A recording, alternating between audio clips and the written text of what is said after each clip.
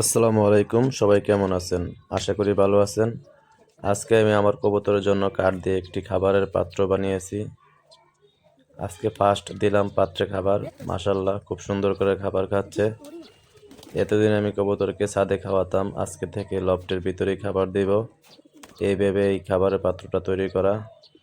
আর আরেকটা কথা আমি আপনাদেরকে বলি, যারা অভিজ্ঞ আমাকে অবশ্য জানাবেন।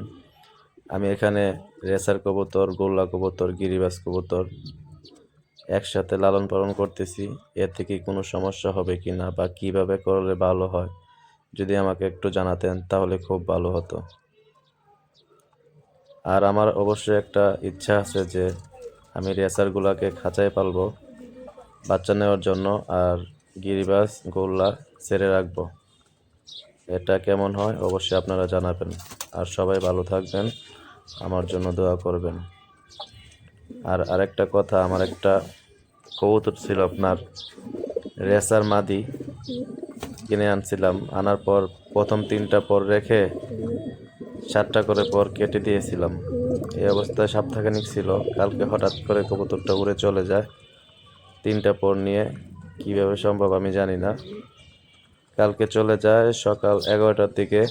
আজকে সে সকালে খাবার দিতে গিয়ে দেখি ছাদের উপর বসে আছে।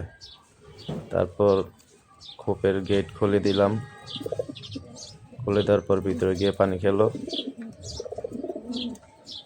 এই ভেবে আমি এই খাবারের পাত্রটা তৈরি করেছি, কারণ রেসার কবুতরকে যদি ঘরের ভিতরে খাবার দেওয়া যায়, সে জানে যে ঘরে গেলেই খাবার পাওয়া যাবে।